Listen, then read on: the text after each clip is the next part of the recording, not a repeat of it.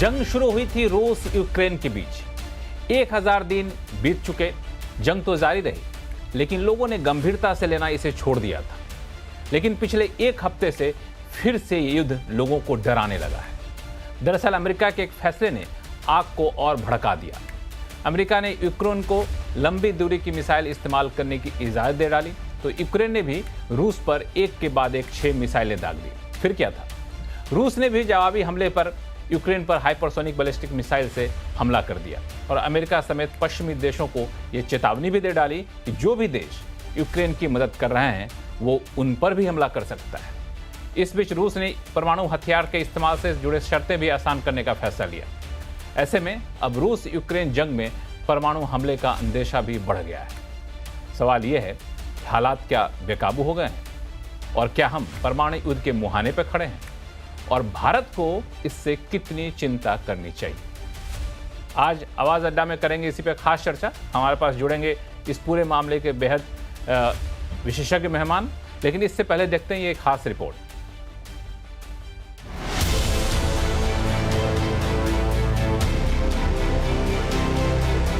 रूस और यूक्रेन के बीच युद्ध की आग एक बार फिर से भड़क गई है।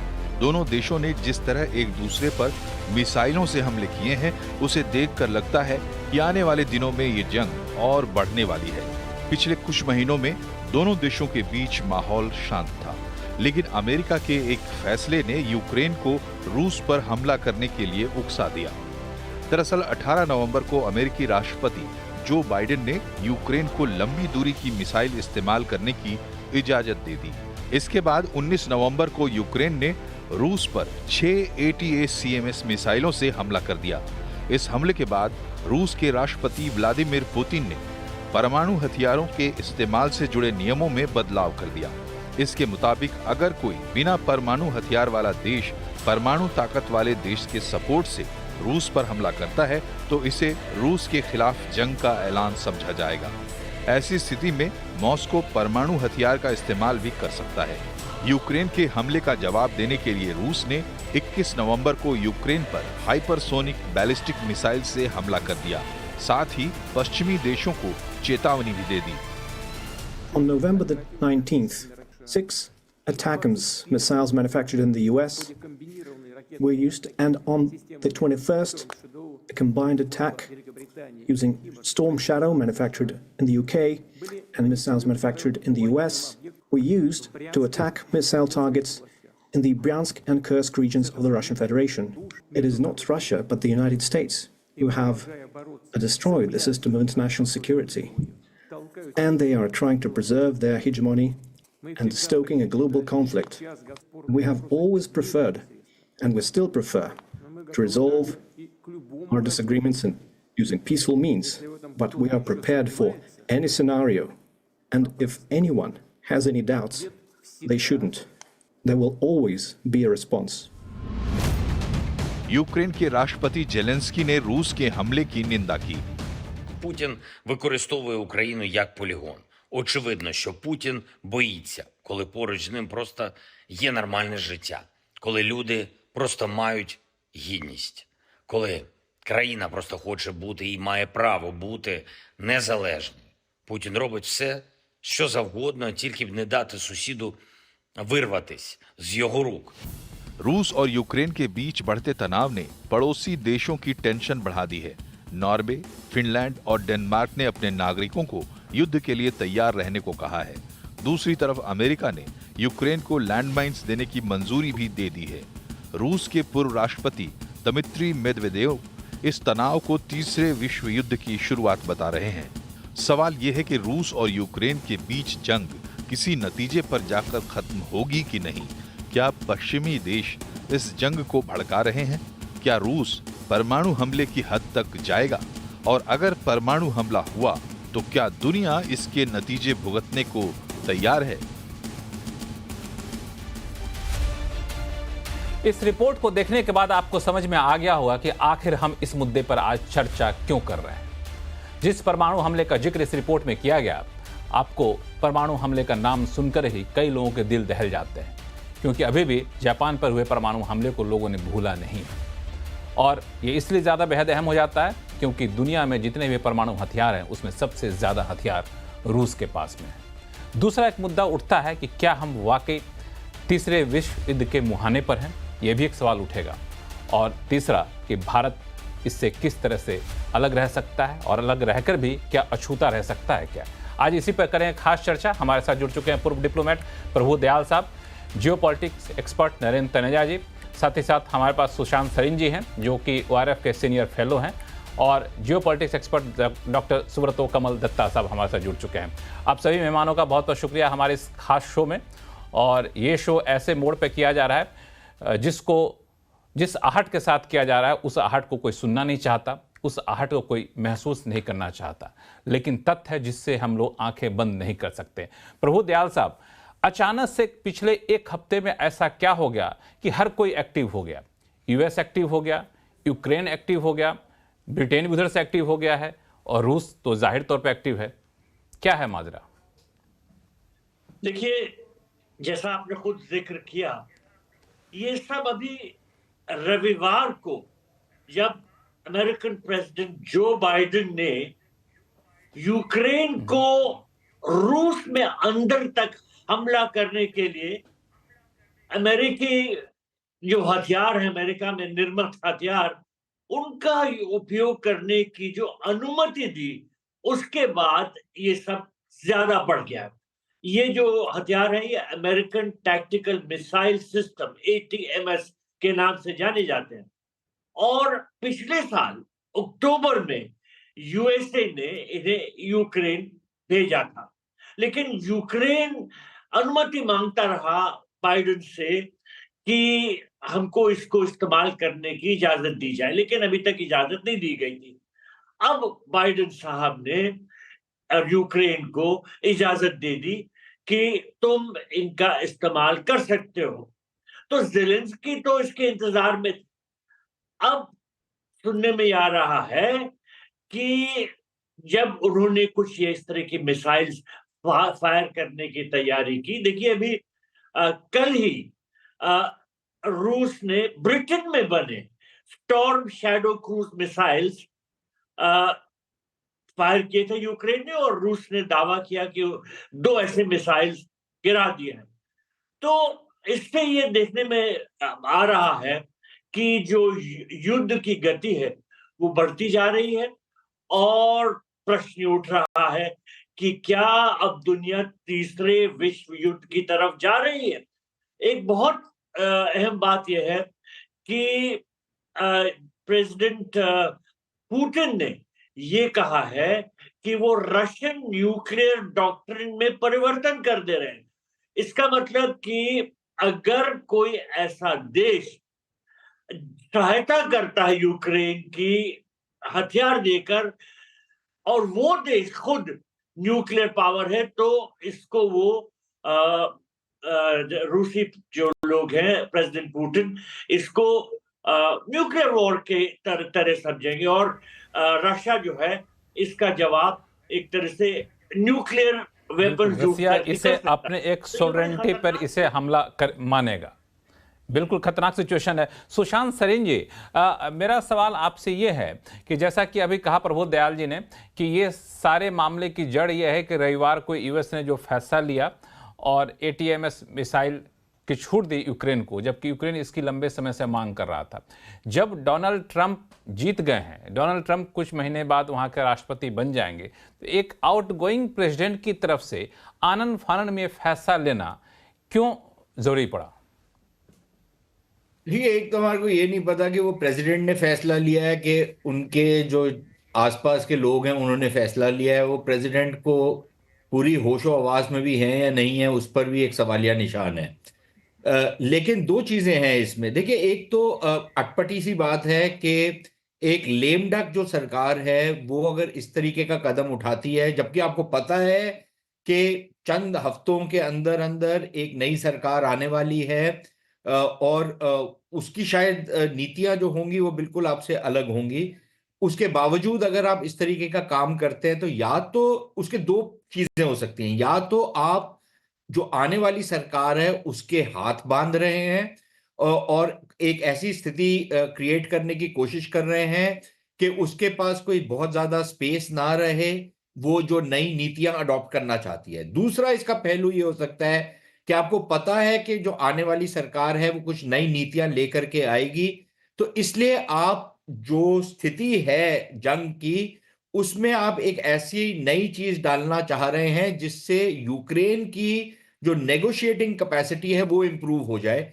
क्योंकि आपको पता है कि अगर जो आने वाली सरकार है वो अपना हाथ खींच लेती है तो ये युद्ध ज्यादा देर चल नहीं सकेगा। तो अगर यूक्रेन के पास कुछ ऐसी उपलब्धियां हो जाए अगले चंद हफ्तों के अंदर, तो उसकी नेगोशिएटिंग जो पोजीशन है वो इंप्रूव हो जाएगी जब भी कोई सीज फायर या समझौते की तरफ बात जाएगी। लेकिन देखिए, अक्सर प्रॉब्लम ये होती है कि जंगें जब शुरू होती हैं और जब विश्व जंग शुरू होती है तो वो मिस कैलकुलेशन या एक्सीडेंट से शुरू होती है। आप कुछ अनुमान लगाते हैं और आपके अनुमान एक लिहाज से बिल्कुल धरे के धरे रह जाते हैं, क्योंकि दूसरी साइड की जो कैलकुलेशन है या दूसरी साइड की जो असेसमेंट है वो आपसे बिल्कुल अलग है।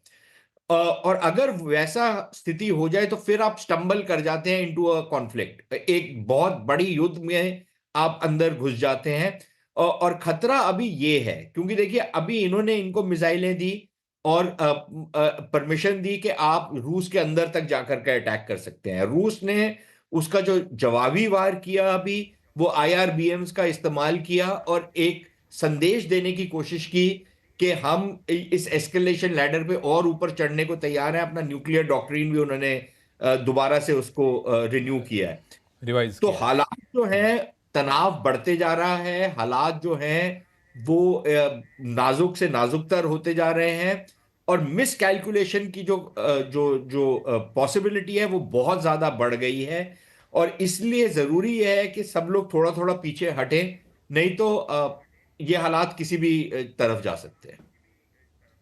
बिल्कुल, इसके क्या तरीके हो सकते हैं, क्या रास्ते हो सकते हैं, इस पे हम लोग शो में आगे चर्चा करेंगे।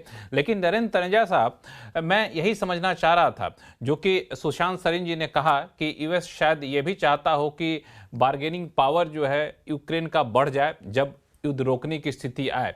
लेकिन जब एक नए प्रेसिडेंट ने पहले ही ऐलान कर दिया है कि हम आएंगे पावर में तो एक दिन में हम इस युद्ध को खत्म कर देंगे, रुकवा देंगे। जब यह घोषित नीति हो गई, उस नीति वाले उम्मीदवार को राष्ट्रपति चुन लिया गया है, तो ऐसे में यूएस की तरफ से ये कदम उठाना कितना सही है, या फिर एक तालमेल नहीं बैठ पा रहा है आउटगोइंग प्रेसिडेंट और जो नए प्रेसिडेंट बनने वाले हैं, या फिर नए प्रेसिडेंट के लिए रहा और जानबूझकर मुश्किल किया जा रहा है, क्या हो सकता है? नहीं, देखिए, जो बिल्कुल साफ साफ नजर आ रहा है कि राष्ट्रपति बाइडेन जो है और उनके विदेश मंत्री और साथ में जो पूरा इंडस्ट्रियल मिलिट्री कॉम्प्लेक्स है अमेरिका का, वो उनकी कुल मिलाकर के इरादा ये है कि युद्ध जल्दी खत्म नहीं होना चाहिए, ये चलना चाहिए।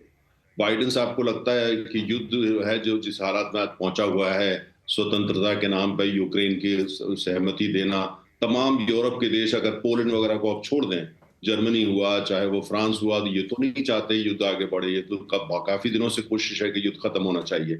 लेकिन बाइडेन साहब का ये है कि ये उनकी एक लेगेसी है कि उन्होंने जो है आजादी और डेमोक्रेसी के नाम पे जो यूरोप में किया है वो चलनी चाहिए। ट्रंप साहब दूसरी तरफ बिल्कुल स्पष्ट कर चुके हैं कि भाई वो तो उसको जल्दी से जल्दी समाप्त करने की कोशिश करेंगे। और आपने पिछले दिनों देखा कि जो जर्मनी के चांसलर हैं उन्होंने रूसी राष्ट्रपति से 2 घंटे बातचीत करी फोन पे। जाहिर है उन्होंने मौसम के बारे में बात की नहीं होगी, तो चर्चा तो यूक्रेन पर ही हुई होगी। अब लेकिन इसलिए जो है यूरोप में पोलैंड को अगर आप छोड़ दें, ज्यादातर जो देश है यूरोप के, अब वो चाहते हैं कि वहां अमन आना चाहिए। यूरोपियंस को अपने यूरोप के अंदर, उनको अभी तक जो first world war, second world war का खौफ इतना जबरदस्त है, उनकी जो साइकोलॉजी है कि वो नहीं चाहते वहां पे युद्ध एस्केलेट हो या आगे बढ़े। दूसरी तरफ जो है बाइडेन साहब ने पूरा इंतजाम करने की कोशिश करी है कि अगर ट्रंप साहब आ भी जाते हैं लेकिन उसके बावजूद यूरोप जो है वो संभाले और यूरोप यूक्रेन की मदद करे, जिससे युद्ध जो है वो चलता रहे, आजादी, डेमोक्रेसी और इस सब के नाम से। लेकिन दूसरी तरफ रियलिटी ये है कि जर्मनी और फ्रांस जो सबसे बड़े देश है यूरोप के अंदर, और पोलैंड को आप अलग कर देते हैं, तो वो तो बिल्कुल ये नहीं चाहेंगे। दूसरी बात यह है कि यूरोप, मुझे नहीं लगता, अगर यूरोप का डिफेंस बजट देखें और उनकी डिफेंस की जो मैन्युफैक्चरिंग को आप देखें, या उनको जिसको अमेरिकी भाषा में बोलते हैं मिलिट्री इंडस्ट्रियल कॉम्प्लेक्स को देखो, उसमें इतनी क्षमता नहीं है कि वो ये यूक्रेन की इतनी मदद कर सके, युद्ध जो निरंतर चलता रहे। तो ऐसे हालात के अंदर मुझे लगता है ये बाइडेन साहब का एक डेस्परेट मूव है। और दूसरी तरफ जो रिस्पांस मॉस्को की तरफ से आया तो वो कोई प्रेडिक्टेबल है। जाहिर है अगर आप ऐसी मिसाइल यूज करेंगे तो वो भी उसको दिखाएंगे कि भाई ठीक है, अगर आप ऐसा करते तो हमारा जवाब ये होगा। हमारे पास भी है। इसीलिए न्यूक्लियर जो tactical nuclear weapons, smart nuclear weapons की बातचीत बीच बीच में हो रही है। लेकिन मुझे ऐसा लगता है कि जो अमेरिकी जनता ने फैसला लिया है कि वो ट्रम्प साहब को सत्ता में लाए हैं, और सीनेट उनके पास है, हाउस ऑफ रिप्रेजेंटेटिव उनके पास है, पॉपुलर वोट उनके पास है, सुप्रीम कोर्ट उनके पास है, तो जाहिर है कि वो चुप बैठने वाले नहीं है। वो आकर के अपनी जो मोहर है वो यूक्रेन पे लगाएंगे, और उनकी मोहर बड़ी स्पष्ट होगी कि युद्ध को जल्दी से जल्दी रोका जाए। हालांकि क्योंकि यूरोपियन देश शामिल है तो इस तरह का कोशिश की रहेगी कि यूरोप के देश उसमें शामिल हों और कुल मिला के ऐसा समाधान ढूंढा जाए जिससे यूक्रेन को ये लगे कि वो जीत गया, लेकिन दूसरी तरफ रूस को ये ना लगे कि वो हार गए। तो मुझे लगता है कि हम हार जितने भी, बिल्कुल, इस पे हम चर्चा करेंगे कि ये क्या ऑप्शन हो सकता है, क्या रास्ता हो सकता है, ये लेकर आपके पास आऊंगा। तनेजा साहब ये सवाल मुझे अपना वाक्य खत्म करने दें। पता है, तो इसलिए जो हो रहा है ये 50 दिन ऐसे चलेगा। उसके बाद जो है ट्रम्प साहब की जो मोहर उस पर लगेगी, और मुझे लगता है कि यूक्रेन का कोई ना कोई समाधान ढूंढेगा, उसका निकल करके आएगा। इतना आसान नहीं होगा क्योंकि बाइडेन साहब 50 दिन में और मुश्किल करने वाले हैं, लेकिन उसके बाद यूरोप त्रस्त आ चुका है, थक चुका है, यूक्रेन थक चुका है। कहीं ना कहीं यूरोप चाहता है कि अभी इसका कोई रास्ता निकलना चाहिए, और मुझे लगता है अगर ट्रम्प साहब सपोर्ट नहीं करते, उसको आगे नहीं ले जाना चाहते, तो समाधान कुछ ना कुछ निकलेगा। तो इसलिए बहुत भयभीत कम से कम मैं तो नहीं हूं। अभी मैं थोड़ी नजर रखे हुए, देखें आगे क्या होता है। बिल्कुल आपने सही कहा कि वहां की जनता थक चुकी है, यूक्रेन थक चुका है, और एक कई सारे सर्वे किए गए यूक्रेन के लोगों के बीच में, तो उन लोगों ने भी कहा कि अब बहुत हो गया। एक सर्वे ने यहां तक कहा कि 1/3, हर तीसरे में से एक व्यक्ति कह रहा था कि युद्ध को रोक दिया जाए। अब सर्दी का मौसम और ज़्यादा तेज होने वाला है, तो वहाँ पे और ज़्यादा व्यवस्थाएं बिगड़ते ना रहे, तो युद्ध रोक देना चाहिए। लेकिन सुब्रतो कमल दत्ता साहब, आप चूंकि इस पूरे मामले पर काफ़ी करीबी से नज़र बनाए रहते हैं, जिस तरीके के हालात जो अभी तनेजा साहब कह भी रहे थे कि अगले 50 दिन में हालात इतने बिगाड़ देंगे बाइडेन साहब, जो लग भी रहा है पिछले एक हफ्ते से, तो बिगड़े हालात में बाइडेन साहब जो अपना छोड़ के जाएंगे विरासत, उस पर ट्रंप साहब को इस युद्ध को रुकवा पाना कितना आसान होगा? जितने आसानी से उन्होंने चुनाव में वादे कर दिए थे, क्या उतना आसानी से वाकई युद्ध रुकवा पाएंगे? क्योंकि हालात दिनों दिन बिगड़ते जा रहे हैं। नमस्कार। नहीं, पेचीदा मामला सब है, पर मैं समझता हूँ कि रोक पाएंगे, क्योंकि ट्रम्प की जो नीति रही है वो बहुत ही बोल्ड और बुलंद नीति रही है, और वो ईफ और बट पे बात नहीं करते हैं। तो मेरा मानना है कि जरूर वो इस चीज पे एक दिशा और गति देके और शांतिपूर्वक इस मसले को एक तरह से सबके हितों में समाप्त कर पाएंगे। यहाँ पे महत्वपूर्ण बात ये आती है कि आउटगोइंग प्रेसिडेंट जो जिनके अधिकार क्षेत्र में टेक्निकली तो है पर मॉरली और एथिकली नहीं है, उनको इस तरह का निर्णय नहीं लेना चाहिए था। और मैं तो समझता हूँ कि जो बाइडेन जी तो होशो आवाज में रहते हैं या नहीं रहते वो भी पता नहीं चलता है। तो अगर उनके खुद के निर्णय है तो उनको तो प्रेस कॉन्फ्रेंस करके व्हाइट हाउस पे इसकी घोषणा करनी चाहिए थी।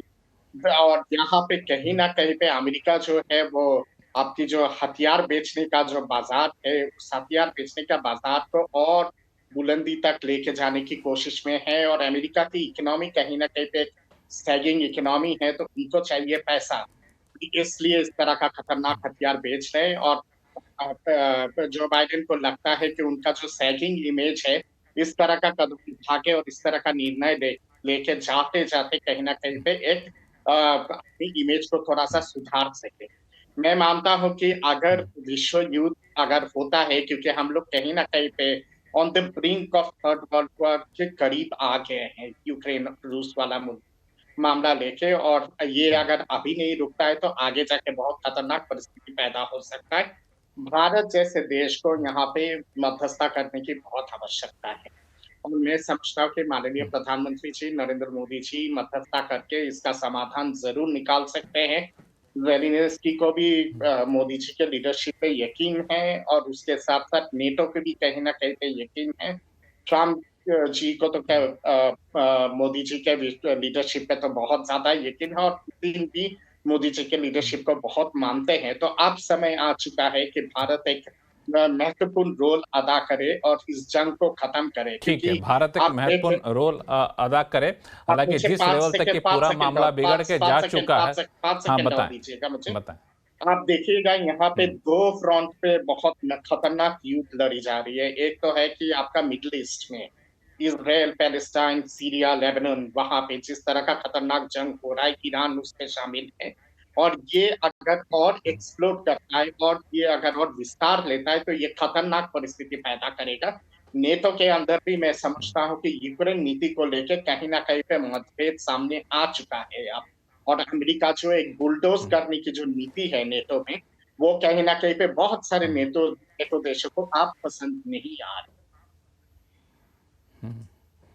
ठीक है, प्रभु दयाल साहब, अब जिस तरीके के डेवलपमेंट पिछले एक हफ्ते में हुए हैं और रूस ने जिस तरह से अपने न्यूक्लियर डॉक्ट्राइन को रिवाइज किया है, तो एक अंदेशा ये भी जताया जा रहा है कि अगर हालात बहुत ज़्यादा बिगड़े तो परमाणु हमले की भी आशंका रहेगी। हालांकि कोई नहीं चाहेगा, यहाँ तक कि रूस भी नहीं चाहेगा ऐसा करना, लेकिन ये न्यूक्लियर डॉक्ट्राइन में बदलाव किया जाना या फिर रिवाइज किया जाना रूस की तरफ से, ये महज एक पोस्चरिंग है या फिर उसके लिए अपनी तैयारी कर रहा है कि जरूरत पड़े तो हम इस्तेमाल कर लेंगे?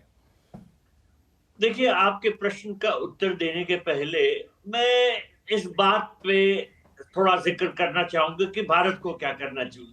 देखिए, हमसे पूछ के कोई कुछ नहीं कर रहा है। हम जो भी करना चाहें, हमारी क्षमता क्या है। ना मिडिल ईस्ट वॉर में, ना रशिया यूक्रेन वॉर में हमारा कुछ चल रहा। देखिए, हम चाहें कि युद्ध खत्म हो जाए, लेकिन हमारी बात कौन सुन रहा है। तो ये सोचना है कि भारत जो है इसमें मध्यस्थता कर सकता है और रुकवा सकता है और यूक्रेन को समझा सकता है, अमेरिका को समझा सकता है, हमारी कोई नहीं सुनेगा। इस वक्त जो लड़ाई है वो अपने मोमेंटम पे चल रही है। अच्छा, अब एक बहुत बड़ी बात यह है कि जो देश इसमें डायरेक्टली इन्वॉल्व है, अगर उनको अकल आ जाए कि बहुत नुकसान हो सकता है, तभी इस युद्ध को रोका जा सकता है। देखिए, इस युद्ध में, रशिया यूक्रेन युद्ध में पहली बार इंटरकॉन्टिनेंटल बैलिस्टिक मिसाइल का रूस ने इस्तेमाल किया। इससे रूस ने ये जाहिर कर दिया कि वो युद्ध को बढ़ाने के लिए तैयार है और उस पर जो जिस तरह के दबाव हो रहा है, तो वो युद्ध को अगर बढ़ाने के लिए मजबूर होगा तो करेगा। देखिए, आईसीबीएम जो है ये जरूरी नहीं कि यूक्रेन करे। यूक्रेन का तो बहुत कम डिस्टेंस की मिसाइल जा सकती थी। आईसीबीएम का रेंज होता है 5000 किलोमीटर। लेकिन 2 बात बहुत महत्वपूर्ण है। पहली बात तो ये कि ये न्यूक्लियर वेपन ले जा सकती है, इसमें न्यूक्लियर वॉरहेड लगा जा सकता है, तो न्यूक्लियर वॉर हो सकती है अगर दूसरी साइड ना रुके। और एक और बात है, क्योंकि इसकी रेंज 5000 किलोमीटर है, तो यूरोप भर में इससे हमला किया जा सकता है और साथ ही साथ अमेरिका की जो वेस्टर्न कोस्ट है, वेस्टर्न साइड, वहां तक भी रूस हमला कर सकता है। तो इन देशों को सबको समझना चाहिए कि जिस तरह से वो यूक्रेन को बढ़ावा दे रहे हैं कि वो लड़े और शायद रूस को नुकसान हो, तो इन सब का नुकसान हो सकता है। भारत जो भी चाहे, लेकिन अकल इन सब को आनी चाहिए, नहीं तो ये युद्ध बढ़ता जाए। सुशांत सरीन जी, हालांकि यहाँ पे एक तथ्य मैं जोड़ना चाहूँगा कि ये इंटरकॉन्टिनेंटल लॉन्ग रेंज मिसाइल नहीं था, ऐसा रूस ने कहा है और यूएस ने भी रूस के इस बात को अप्रूव किया कि सही बात है, ये दरअसल medium range hypersonic medium range missile था। खैर, लेकिन ये ज़रूर है कि जिस तरीके के माहौल बना है, एक परमाणु हमले की बातचीत चल रही है और रूस के जो पोस्चरिंग है वो एक तरीके से बता भी रहा है कि सिर्फ यूक्रेन नहीं, हम किसी भी देश तक पहुंच सकते हैं और जो मदद करेंगे यूक्रेन को या फिर जिनके हथियार का इस्तेमाल यूक्रेन करेगा, वहां तक हम पहुंच सकते हैं। तो परमाणु हमले की आशंका कितनी जायज मानी जाए, सुशांत जी? यार जो हालात बन रहे हैं उसको आप पूरी तरीके से नकार तो नहीं सकते, क्योंकि जो सिग्नलिंग हुई है नकार नहीं रूस के सकते। द्वारा यही हो रही है ना। और ये शुरुआत में भी उन्होंने की थी, अब भी वो ये दोबारा से। आपको याद होगा जब ये युद्ध शुरू हुआ था उसके चंद हफ्तों के अंदर अंदर पुतिन साहब ने न्यूक्लियर वेपन्स के यूज की बात की थी। उस समय बहुत शोर मचा था दुनिया भर में, लेकिन वो बात उसके बाद नहीं हुई। लेकिन अब दोबारा से वो बात दोबारा से शुरू हुई है। अब ये डिपेंड करेगा कि जो पश्चिमी देश हैं जो यूक्रेन के पीछे खड़े हुए हैं, वो इस संदेश को कितनी संजीदगी से लेते हैं। अगर वो ये समझे कि नहीं ये गीदड़ भभकी है रूस की, और हम इसको थोड़ा और एक्सप्लॉइट कर सकते हैं, हम इसको और पुश कर सकते हैं, और हम रूस को दिखा सकते हैं कि यार तुम्हारी कोई औकात नहीं है कुछ करने की, तो फिर जो खतरे की घंटी है वो और तेज बजना शुरू हो जाएगी।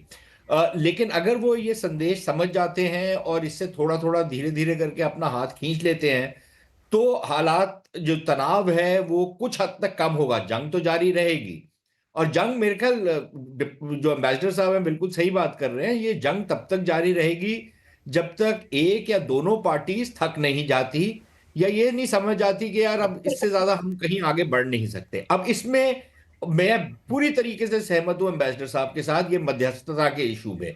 देखिए ये कोयले की दलाली है जिसमें हमारे को नहीं पड़ना चाहिए, क्योंकि ना तो हमसे किसी ने मांगा है, किसी ने बोला है हमको कि मध्यस्थता करो। हम ऐसे तू कौन मैं खामका, मैं बीच में चौधरी बनने की कोशिश कर रहा हूं किस बात के लिए? किसी ने क्या रूस ने हमसे कहा है? अगर एक भी पार्टी आपसे कहे तब भी नहीं आपको पढ़ना चाहिए, जब तक आपसे दोनों पार्टीज ना आग्रह करें कि आप मध्यस्थता करें। पहली बात। दूसरी चीज ये कि क्या दोनों हालांकि पार्टीज यूक्रेन ने रेडी कहा है है मध्यस्थता के लिए? और तीसरी चीज ये कि आप अगर मध्यस्थता करते हैं तो आप ये भी नजरअंदाज मत करिए कि कई लोग ऐसे हैं, कई शक्तियां ऐसी हैं जो एक या दूसरे का प्रोत्साहन कर रही हैं और उसको इस जंग में थोप रही हैं। आप उनके साथ भी अपना अड़ंगा लेने की कोशिश कर रहे हैं। तो ठीक है, मोदी जी की जो भी छवि है बहुत अच्छी है, सब कुछ ठीक है, लेकिन ये जो दलाली है कोयले की, इसमें अपने हाथ हम ना ही गंदे करें। हम दूर से बैठ के देख रहे हैं, इसमें हम जितना हिस्सा डालना चाहिए उतना डाल रहे हैं। जो हमको करना चाहिए अपने हितों के लिए वो हम कर रहे हैं। हम ज्यादा विश्वगुरु और सब कुछ बनने की कोशिश ना करें तो हमारे लिए बेहतर होगा, नहीं तो हमारे को मुंह की खानी पड़ेगी। नरेंद्र तनेजा जी, दो एक्सपर्ट की राय, दो पैनलिस्ट की राय है कि भारत को मध्यस्थता इसमें सीधे तौर पर नहीं करनी चाहिए। पिछले दिनों हमने देखा कि प्रधानमंत्री रूस गए, यूक्रेन गए, तो वहाँ पे अलग अलग तरह के बयान उनके जो आए, एक तरीके से शांति का संदेश इन्होंने दिया। लेकिन इससे ज़्यादा क्या भारत को इन्वॉल्व होना चाहिए इसमें मीडिएट करने के लिए, युद्ध रोकने के लिए, या फिर ज्यादा इन्वॉल्व होंगे तो कोई ना कोई पक्ष नाराज होगा और उल्टा खामियाजा भुगतना पड़ेगा? नहीं, देखिए आज हमारी स्थिति ये है कि जो प्रधानमंत्री रूस गए, पिछले चंद महीने में 2 दफा रूस आना जाना रहा है। अब रूस के राष्ट्रपति जनवरी में भारत आने वाले हैं, जैसे आपने खबरें देखी हैं, और प्रधानमंत्री पोलैंड भी गए और साथ में जो है वो यूक्रेन भी होकर के आए। भारत को हम उस स्थिति में भी नहीं है कि कहीं पे जो है हम जाकर के जो है दुनिया के अंदर कोई, या तो छोटे देश जैसे नॉर्वे है, स्वीडन है, ये दुनिया भर में मध्यस्थता करते फिरते हैं, है ना, क्योंकि इनके पास एक्सपर्टीज भी है, स्किल भी है, और इनका साइज बहुत छोटा है। मुझे लगता है कि हमको ये देखना हमारे राष्ट्र हित में क्या है। हमारे राष्ट्र हित में ये है कि हम पश्चिम के देशों से भी दोस्ती रखें, आर्थिक संबंध बढ़ाएं, पॉलिटिकल बढ़ाएं, सब कुछ बढ़ाएं, और दूसरी तरफ रूस के साथ भी अपने संबंधों को गहरा करें। रूस हमारे लिए बड़ी इंपॉर्टेंट जगह है। हम तो ज्यादातर हम ईंधन के मामले में खास तौर से रूस और फर्टिलाइजर को लेकर के, कुछ और प्रोडक्ट्स को लेकर के हमारी अच्छी उनके, हमको एक मौका मिल रहा है जहां ये ईस्ट और वेस्ट, ये बड़े दिग्गजों की में पड़ना नहीं चाहिए। हमको अपना स्फीयर बनाना है। अपना स्फीयर बनाने के लिए हमारे पास एक अच्छी अपॉर्चुनिटी है, और उसमें यह है कि हमारे राष्ट्र हित में क्या है। आपको कोई नोबेल पीस प्राइज तो लेना नहीं है, और वैसे भी वो मिलता नहीं, उन्होंने महात्मा गांधी तक को नहीं दिया, तो उसको छोड़ दीजिए। अगर मकसद कोई वो नहीं है तो हमें ये देखना हमारे हित में क्या, और हमारे हित में ये है कि हम अपनी अब जो राष्ट्रीय हित है वो रूस से उस बारे में बातचीत करें, जो हमारे राष्ट्रीय हित है पश्चिम के देशों से उससे बातचीत करें, राष्ट्रीय हित में जो चीन से आवश्यकता है वो चीन से सीमित बातचीत करें। हमको किसी अभी चौधराहट पर नहीं पड़ना चाहिए, क्योंकि हमारे पास उसके लिए ना वो स्पेस है, और ना मुझे लगता है कि जो है हमको इससे कोई फायदा होगा। लेकिन जरूरी चीज जो समझने की वो ये है कि यूरोप के अंदर खास तौर से नेटो ने और नेटो के कुछ बड़े बड़े नेताओं ने, पश्चिम के देशों ने यूरोप में एक ऐसा माहौल जमीनी पर बना दिया है, चाहे वो युवा हो, चाहे वो महिलाएं हो, चाहे वो आम आदमी हो, जिसमें ये कह दिया गया भाई यूक्रेन के साथ आपको खड़ा होना है और रूस जो है वो आपको तकलीफ दे सकता है, आपकी जमीन हड़प सकता है, फिनलैंड को अंदर कर सकता है, यूक्रेन पे हमला कर, स्वीडन पे कर सकता है। इस तरह का माहौल जमीन पे है। स्थिति यूरोप या पश्चिम में ये है कि इस विषय पे आप बातचीत ही नहीं कर सकते। अगर बात करेंगे तो आपको ठीक वही बात करनी पड़ेगी जो पश्चिम के देश करते हैं या बाइडेन साहब ने जो नैरेटिव बनाया है। अब उसको एकदम चेंज करना क्या आसान होगा? इतना आसान नहीं होगा। इतना जरूर है कि ट्रम्प साहब की जो मैसेजिंग आ रही है, मैसेजिंग ये है कि वो यूरोप के अंदर अब इस मसले को जो है वो खत्म करना चाहते हैं। इसको तो मेरा अपना ही अनुमान ये है कि जहां तक आणविक युद्ध की बात है, कोई दुर्घटना हो जाए, उस दुर्घटना से आणविक युद्ध हो जाए तो एक अलग परिस्थिति होगी, और ऐसे दुर्घटनाएं होती हैं। अगर आप विश्व युद्ध की इतिहास देखें तो वो भी दुर्घटना से शुरू हुआ था, तो उसको आप एकदम रूल आउट तो नहीं कर सकते। लेकिन जरूरी चीज यह मुझे लगता है, जिस तरह की खबरें निकल के आ रही हैं, कोई ट्रैक 2 उसको बोल रहा है, ट्रैक 1.5 बोल रहा है, ऐसी खबरें आ रही हैं कि ऑलरेडी बातचीत हो रही है, और बातचीत इस लाइन पे हो रही है कि जो जिसके पास जो टेरिटरी है वहां उसको फ्रीज कर दिया जाएगा। फ्रीज करने के बाद कुछ इलाके ऐसे हैं जो रूस ने कहा है कि वो बिल्कुल वहां से नहीं हटेगा, तो वहां पे उसके बाद जो है कुछ थोड़ा सा जरूर पीछे हटेगा, लेकिन ज्यादा नहीं हटेगा। अर्थात ये है कि कुछ इलाके जो है उसको रूस अपने पास रखेगा और उस पर लेकर के तमाम 20 साल, 30 साल, 25 साल कोरिया के तरीके से, साइप्रस के तरीके से बात चलती रहेगी। कुल मिला के जो खबरें निकल के आ रही हैं यूरोप से वो ये है कि ट्रम्प साहब सत्ता में आएंगे तो ऐसा नहीं कि युद्ध एकदम खत्म हो जाएगा, लेकिन फ्रीज कर दिया जाएगा, छोटा मोटा चलता रहेगा, जो जहां पे वो रहेगा। और उसके बाद जो है हो सकता है यूक्रेन में भी कुछ परिवर्तन हो, पब्लिक ओपिनियन चेंज हो जाए, क्योंकि इस समय सब लोग वहां अमन शांति चाहते हैं।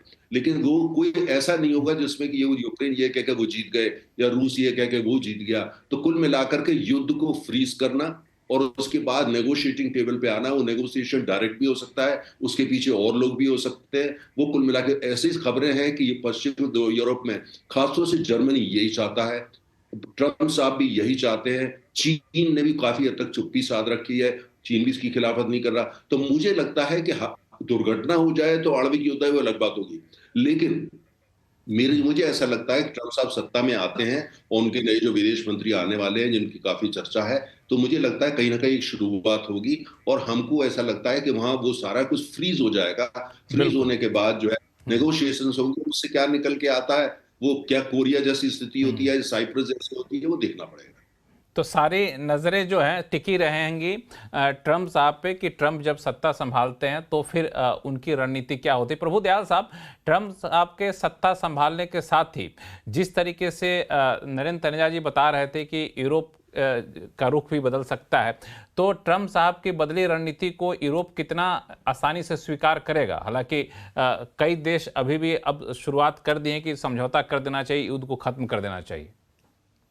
देखिए, ट्रम्प साहब को पावर में आने में अभी 2 महीने बाद वो यूएस प्रेसिडेंट बनेंगे। 20 तारीख को जनवरी में उनकी स्वेरिंग इन है, तो 2 महीने तो बहुत ज्यादा है युद्ध के और बढ़ने के लिए। युद्ध बहुत तेजी से बढ़ रहा है। हमको ये नहीं समझना चाहिए कि क्योंकि ट्रम्प ने कहा मैं युद्ध को रोकूंगा इसलिए अभी युद्ध रुक जा रहा है। नहीं, देखिए, आप बात हो रही थी किस तरह की मिसाइल्स रूस ने दागी यूक्रेन पे। यूक्रेन ने कहा था ये इंटरकॉन्टिनेंटल बैलिस्टिक मिसाइल, फिर ये सुनने में आया और रूस ने भी ये कहा कि नहीं, ये इंटरमीडिएट रेंज थी।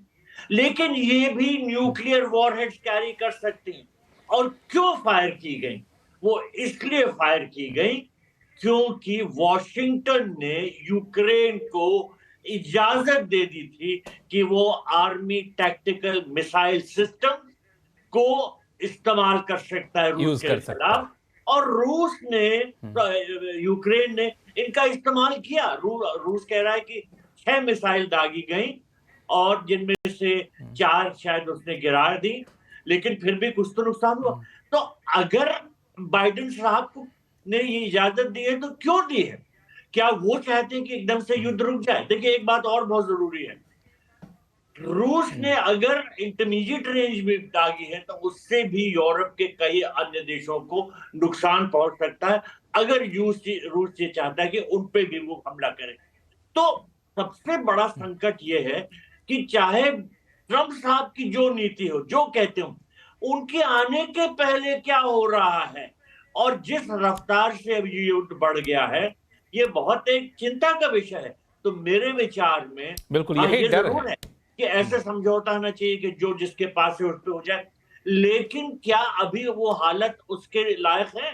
अभी तो देखिए जिस तरह से मिसाइल्स दागी जा रही हैं और संदेश दिए जा रहे हैं, वो तो कुछ दूसरा ही दर्शा रहा है। बिल्कुल प्रभु दयाल साहब जिस हालात का जिक्र कर रहे हैं सुशांत सरेन जी, वो लगता है कि अगर 2 महीने का वक्त है, 2 महीने काफ़ी होते हैं किसी युद्ध को एक नेक्स्ट लेवल के लिए एस्केलेट होने में, तो क्या हम किसी भी तरीके से, किसी भी गुंजाइश से ये देख रहे हैं कि तीसरे वर्ल्ड वॉर की आहट यहाँ पर है? अभी कुछ देर पहले एक बयान आया है यूक्रेन के पूर्व कमांडर इन चीफ का, जो कह रहे हैं कि वर्ल्ड वॉर 3 तो शुरू हो गया है। उसके पीछे उन्होंने दलील भी दी कि अब यूएस और रूस दोनों आमने सामने खुलकर आ गए हैं, कई देश आमने सामने बंटने शुरू हो गए हैं, तो ये तो वर्ल्ड वॉर 3 की शुरुआत हो गई, ऐसा उन्होंने कहा है। हालांकि औपचारिक ऐलान या फिर अभी शायद उतना हालात ना हो, लेकिन इसकी संभावना से इनकार नहीं कर सकते। ये कहना सही होगा सुशांत जी? यार देखो ना, जो यूक्रेन के जो लोग हैं या जो अधिकारी हैं जो अभी सत्ता में हैं यूक्रेन में, वो तो चाहेंगे कि अमेरिका और रूस आमने सामने आ जाए। वो तो चाहेंगे कि सारा का सारा नेटो जो है वो रूस के ऊपर धावा बोल दे। उनका तो उद्देश्य ये है, वो तो कब से ट्राई कर रहे हैं। आप देखिए ना, जो ये जेलेंस्की है, वो हर व्यक्ति को प्रोवोक करते रहता है, भाई हम ना लेने में ना देने में, हम अपना चुपचाप अपना दही खा रहे हैं साइड पे बैठ के, आप हमारे को भी खींचने की कोशिश करते हैं। जब वो हमारे ऊपर कटाक्ष करता है ये जेलेंस्की कि आप रूस के साथ क्यों बात कर रहे हैं, भाई हम क्यों ना करें, तू हमारे चाचे का बेटा लगता है कि हम तेरे साथ बात करें, हम रूस के साथ ना करें। तो पॉइंट इज कि वो तो प्रोवोक करने की कोशिश कर रहा है, उसकी सारी की सारी तवज्जो लेकिन इस प्रोवोक में यूएस भी आ गया, इस प्रोवोक में यूके भी आ गया। तो अब और यूके का तो सारा का सारा ये है कि हम तो बहुत दूर हैं, और यूके का तो 500 साल का इतिहास है कि जहां जहां पर आग लगा सकता है यूके आग लगाता है, क्योंकि वहीं पे उसको अपनी थोड़ा बहुत स्पेस मिलती है अपनी डिप्लोमेसी करने की। तो अब यूके ने कब कहीं पे अमन और चैन की बात की है? जहां पर वो गया है वहां पर ऐसे ऐसे मुद्दे छोड़ के गया है कि वो सदियों तक लोग लड़ाई करते रहते हैं। तो यूके की अपनी पॉलिटिक्स है, अमेरिका की अपनी पॉलिटिक्स है, शायद रूस के अंदर एक ये सोच होगी कि देखिए हमको जो थोड़ा बहुत करना है वो हम करते रहते हैं, अपनी सिग्नलिंग हम करते रहते हैं, लेकिन अगर एक चीज एक थ्रेशोल्ड को ना क्रॉस करे तो हम वेट करते हैं जब तक सत्ता परिवर्तन नहीं हो जाता अमेरिका में, क्योंकि उसके बाद शायद जो जैसे तनेजा साहब कह रहे हैं कि हालात इस तरफ आएंगे कि एक फ्रीजिंग हो जाएगी कॉन्फ्लिक्ट की। उसमें रूस को जो चाहिए था वो ऑलरेडी मिल चुका है। एक और उनको आश्वासन चाहिए कि नेटो की एक्सपेंशन जो है वो यूक्रेन तक नहीं जाएगी। उसके बाद ठीक है, रूस उस पे मेरे ख्याल सहमत हो जाएगा। यूक्रेन को उसी तनख्वाह पे काम करना पड़ेगा जो बाकी उसके लिए निर्धारित करेंगे, क्योंकि उसकी खुद की क्षमता नहीं है इस जंग को अकेले लड़ने की या इसको सस्टेन करने की। अगर अमेरिका हाथ हटा लेता है तो पश्चिमी यूरोप की औकात नहीं है इस जंग में यूक्रेन की सहायता करने की, तो उनको भी अपना हाथ पीछे करना पड़ेगा और यूक्रेन को उसी तनख्वाह पे काम करना पड़ेगा जो बाकी उसके लिए निर्धारित करेंगे। चलिए, तो ये सारी बातें रही कि क्या क्या संभावनाएं बनती हैं। अब 2 सवाल काफ़ी महत्वपूर्ण उठ रहा है कि इस पूरे मामले का हल क्या है, और उससे ज़्यादा जो हम भारतीय हैं उनको कितनी चिंता करनी चाहिए। कारोबार के लिहाज से, कच्चे तेल के लिहाज से, बहुत सारे मसले पर हम लोग चाहकर भी नहीं चाहकर भी इस युद्ध से अप्रत्यक्ष तौर पर जुड़े हुए हैं। तो हमारे लिए क्या विकल्प बनकर उभरता है ऐसे हालात में, इस पर चर्चा करेंगे, लेकिन लौटते छोटे से ब्रेक के बाद।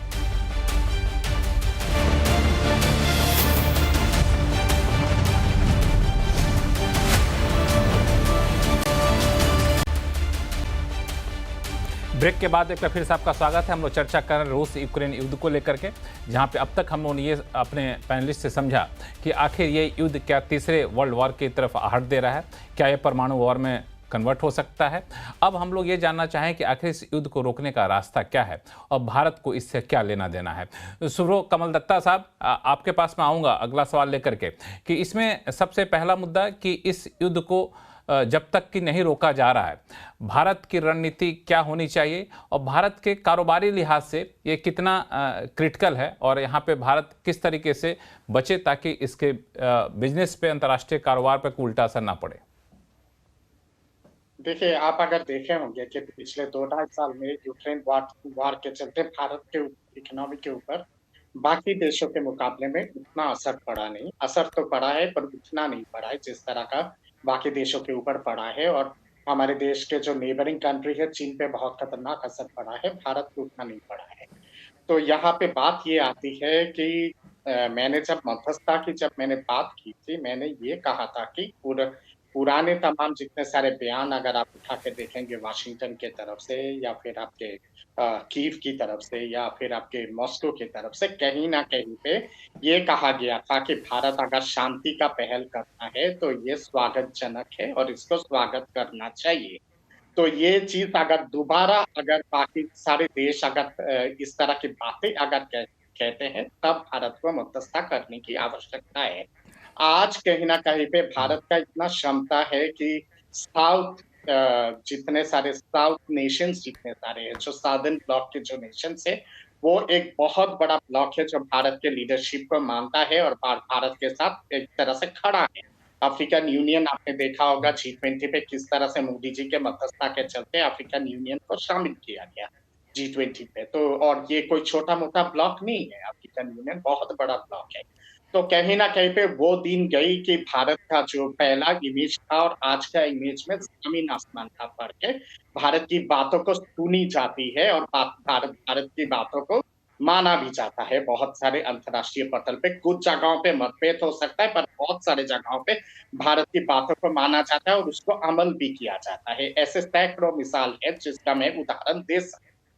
अब बात यहाँ पे ये आती है कि आखिर क्या करना चाहिए, क्योंकि जो बाइडेन का मैंने कहा है कि मॉरली और एथिकली उनके अधिकार क्षेत्र में नहीं है कि वो इस तरह का खतरनाक परिस्थिति पैदा करे, क्योंकि वो आउटगोइंग प्रेसिडेंट है। उनके लिए समझदारी उनकी तरफ से ये होती अगर वो पहल करते कि एक शॉर्ट टर्म सीज फायर हो जाए, जब तक नया राष्ट्रपति अमेरिका पे ओथ ना ले। बिल्कुल, ये एक अच्छा विकल्प हो सकता था। आपने बिल्कुल सही कहा, ये एक अच्छा विकल्प हो सकता था। नरेंद्र तनेजा जी, इस पूरे मामले पर भारत की रणनीति अब तक काफ़ी सधी हुई रही है और काफ़ी सफल भी कही जा सकती है कि जब रूस यूक्रेन वॉर हुआ, रूस पे सैंक्शन लगाए गए तो भारत ने अपने पक्ष को काफ़ी मजबूती से रखा।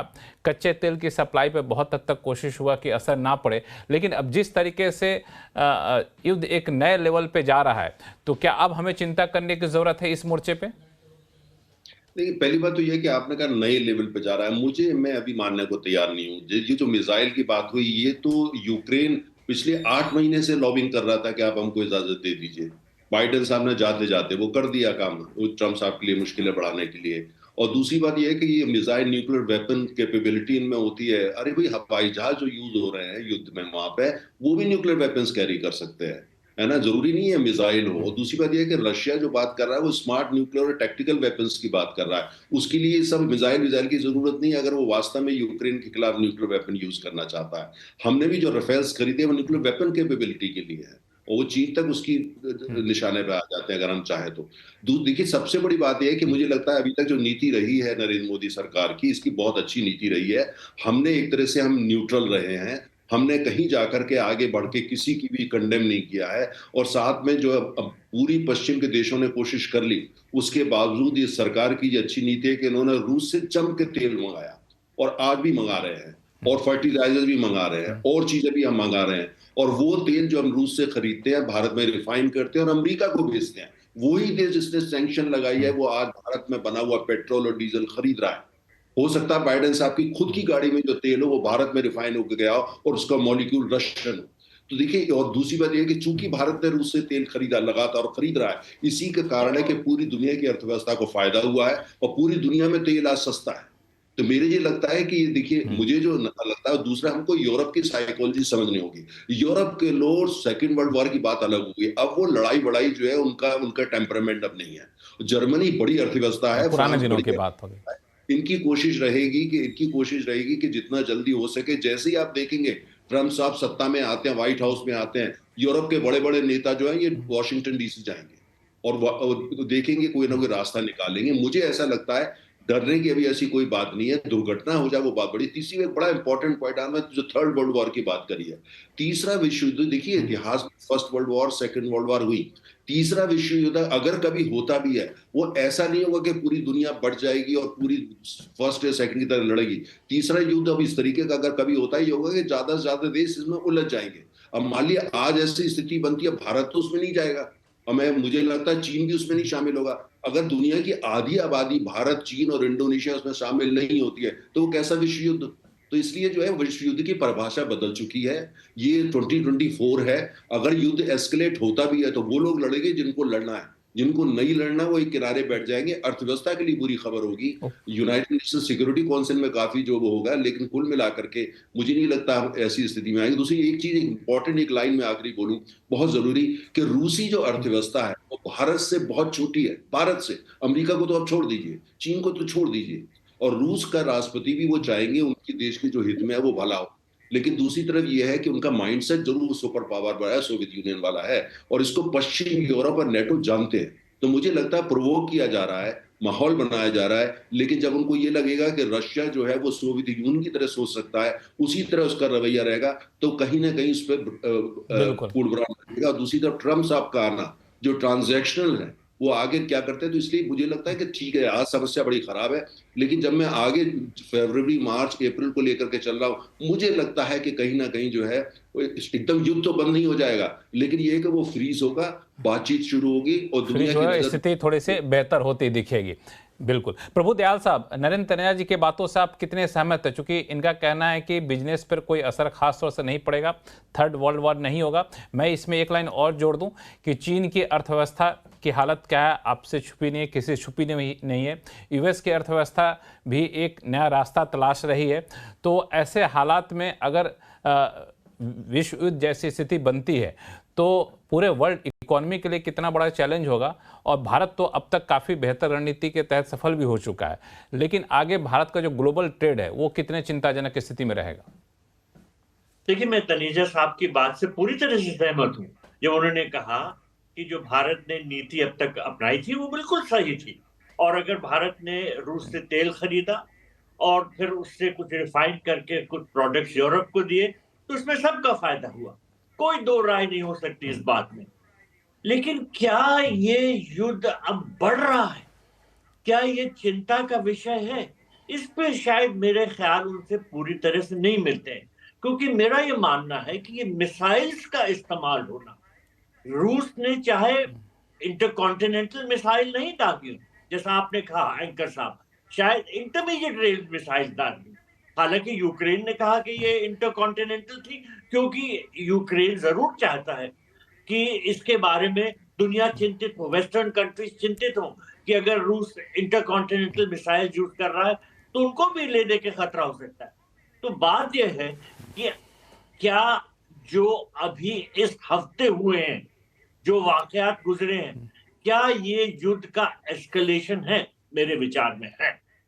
रूस ने भी मिसाइल एक बड़ी स्ट्रॉन्ग दागी जो न्यूक्लियर वेपन्स ले जा सकती है, और ये बात सही है जो तनेजा साहब ने कहा कि वो तो एयरक्राफ्ट में भी जा सकते हैं, लेकिन मिसाइल्स का इस तरह से इस्तेमाल होना ये एक लड़ाई को दूसरे लेवल पे ले जा रहा है। अब भारत क्या करे इसमें? देखिए, मैंने पहले कहा कि हम तो हमेशा से कहते आ रहे हैं कि युद्ध किसी के हित में नहीं है। प्रधानमंत्री मोदी जी ने बार बार ये कहा कि this is not an era of war, लेकिन हमारी बात सुन कौन रहा है? क्या रूस सुन रहा है? क्या यूक्रेन सुन रहा है? क्या अमेरिका सुन रहा है? क्या इजराइल सुन रहा है? क्या हमास सुन रहा है? हमारी बात कौन सुन रहा है? अगर कोई इसमें मध्यस्थता कर सकता है तो वो यूनाइटेड नेशंस, और यूनाइटेड नेशंस का ये कर्तव्य है, उसका फर्ज है। इसी के लिए यूनाइटेड नेशंस की स्थापना की गई थी कि पीस को मेंटेन। यूनाइटेड नेशंस की क्षमता कौन है? लेकिन यूनाइटेड नेशन खुद नाकाम है। तो इस वजह से हालात बहुत नाजुक है। देखिए, हम इस बात को नकार नहीं सकते कि सिचुएशन बहुत डेलिकेट है, एस्केलेशन हुआ है इस हफ्ते लड़ाई का, और क्या ये आगे बढ़ सकती है, या ये जो वॉरिंग पार्टीज हैं इनको अकल आएगी। देखिए जिस तरह से अमेरिका सोचता है कि वो दूर बैठा है और यूक्रेन को मिसाइल देकर जो होगा नुकसान रूस का होगा या यूक्रेन का होगा, अगर ये लड़ाई फैलती है तो इसमें बहुतों का नुकसान होगा। और जैसे भारत की बात है, देखिए अगर ग्लोबल सप्लाई चेन्स में डिसरप्शन होता है, ऑयल सप्लाई चेन्स में होता है, तो हमारे अपनी इंडस्ट्री पे बहुत असर होगा, हमको भी नुकसान होगा। हम ये नहीं समझ सकते कि ये बढ़ता जाए और हमें कुछ नुकसान नहीं होगा। बिल्कुल, यही मैं जानना चाहता हूं कि जब वॉर एक अलग लेवल पे जाएगा, दो देशों के बाद अब कुछ और देश इसमें शामिल होंगे, तो ग्लोबल सप्लाई चेन पर असर पड़ेगा। और भारत का भी ग्लोबल ट्रेड जिस हिस्से से बढ़ता जा रहा है उसमें ऐसा नहीं कि भारत अछूता रहे। सुशांत सरीन साहब, इस लिहाज से अगर इकोनॉमी के लिहाज से कहें, ग्लोबल ट्रेड के लिहाज से कहें, तो हम लोगों को कितनी चिंता करनी चाहिए? यार लक्ष्मण जी, देखिए हमारी लगभग 40 से 50% जो जीडीपी है वो फॉरेन ट्रेड से आती है। अब आप अगर फॉरेन ट्रेड डिसरप्ट हो जाता है तो आप ये नहीं कह सकते कि हम अछूते रहेंगे। अभी भी जो कुछ हुआ यूक्रेन और रूस के बीच में, या जो मिडल ईस्ट में जो क्राइसिस चल रहा है, उसका असर अगर दुनिया में पड़ा है तो वो हमारे ऊपर भी पड़ा है। और हमारा ये मान लेना कि भाई बाकी सब कुछ ठीक वैसे ही चलते रहेगा, ये आपस में दो लोग दुनिया के कोने में लड़ रहे हैं, उससे हमारे को क्या सरोकार है? हमारे को सरोकार होगा, हमारे ऊपर असर पड़ेगा और बहुत ज्यादा असर पड़ेगा। ऐसी बात नहीं है कि हमारे ऊपर असर नहीं पड़ेगा। सप्लाई चेन्स की बात की, आपकी एनर्जी सिक्योरिटी जो है, जो मिडिल ईस्ट से बहुत सारी आपकी एनर्जी आती है, आजकल तो बहुत सारी हमारी रूस से आ रही है, उस पर असर पड़ेगा। क्योंकि फिर अगर जंग फैलती है तो फिर ये तो नहीं होगा ना कि अच्छा ये शिप जी भारत जा रहा है इसलिए इसको जाने दो, तेल लेके जा रहा है भारत तो इसको जाने दो, बाकी सबको हम रोक लेंगे। ऐसी बात तो नहीं है। हम ऑलरेडी देख रहे हैं कि जब मिडिल ईस्ट में क्राइसिस होता है तो ट्रेड रूट्स कितनी बुरी तरीके से डिसरप्ट हुए। जो सुएज कैनाल के थ्रू जाती थी सारी की सारी ट्रेड आपकी यूरोप की तरफ, अब वो बहुत सारी ट्रेड जो है आपकी केप ऑफ गुड होप से जाती है, अफ्रीका के कोस्ट से होकर के जाती है। टाइम भी बढ़ गया, उसका खर्चा भी बढ़ गया, तमाम चीजें हो गई। तो प्रॉब्लम्स तो हमारे लिए भी होंगी और इसको हमारे को फैक्टर इन कर लेना चाहिए। तो बेहतर रहेगा कि अगर हालात बद से बदतर होते हैं और ये असर पड़ना शुरू होता है तो हमारी फॉल बैक पोजीशन क्या है, हम कैसे अपने हितों को प्रोटेक्ट करेंगे, हमें फैक्टर इन कर लेना चाहिए। हमारे पास एक विकल्प क्या होना चाहिए, ये बिल्कुल आपने सही कहा। चूंकि स्वेज कैनाल की वजह से हम लोग का शिपिंग कॉस्ट बढ़ गया, कई बार बीच में आप देखे हुए कि कंटेनर की दिक्कत होने लग गई। तो ऐसा नहीं कह सकते कि हम लोग बिल्कुल अछूते रह जाएंगे। सुब्रो कमल दत्ता साहब, संक्षिप्त में बताइएगा कि भारत को वैकल्पिक व्यवस्था के तौर पर क्या उपाय अभी से करके रख लेना चाहिए, क्योंकि जैसा कि कहा भी हमारे पैनलिस्ट ने कि वॉर कभी भी नेक्स्ट लेवल पर जा सकता है, ना जाए, हर कोई ही मानता है। तो क्या तैयारी हमें रखनी चाहिए अपनी तरफ से भारत को? देखिए अभी का संक्षिप्त बताइएगा, समय खत्म हो रहा है। अभी का जो सिचुएशन है, उस सिचुएशन में कहीं ना कहीं पे हम लोग ऐसे लक्ष्मण रेखा पे है, अगर कूदे तो वर्ल्ड वॉर होगा और अगर पीछे आ गए तो वॉर समाप्त हो जाएगा। इस तरह का एक लाइन पे हैं हम लोग। मैं समझता हूँ कि भारत को और साउथ ब्लॉक के तमाम जितने सारे देश हैं, इन सब देशों को अपनी आवाज उठानी चाहिए और संयुक्त राष्ट्र का एक तत्कालीन स्पेशल सेशन बुलाना चाहिए और उस पे सीज फायर के लिए बातचीत हो और सीज फायर का रेजोल्यूशन पास हो और कहीं ना कहीं पे एक टेम्पररी सीज फायर हो जब तक डोनाल्ड ट्रंप अपना शपथ ग्रहण समारोह खत्म नहीं करते। 3 महीने के लिए सीज फायर। चलिए, थोड़ा समय हमारा खत्म हो रहा है शो का। माफी चाहूंगा तनेजा साहब, सुशांत सरीन साहब, आप बोलना चाह रहे थे लेकिन समय हमारा खत्म हो गया। हम लोग के पास कोई ऑप्शन नहीं है शो को यहीं रैप अप करने के लिए। आप सभी मेहमानों का बहुत बहुत धन्यवाद हमारे साथ जुड़ने के लिए। और हम लोग जिस चीज़ पे चर्चा की और कोशिश और यही उम्मीद करेंगे कि ये वॉर जितना जल्द से जल्द ख़त्म हो, यहाँ से ऊपर ना बढ़े, परमाणु हमले की आशंका जो है महज आशंका बन के रह जाए और तीसरे विश्व युद्ध की आहट जो है महज आहट बन के रह जाए, हकीकत में ना बदले। इसी उम्मीद के साथ इस शो को यहीं ख़त्म करते हैं। आवाज़ अड्डा में फिलहाल इतना ही। देखते रहिए CNBC आवाज़। नमस्कार।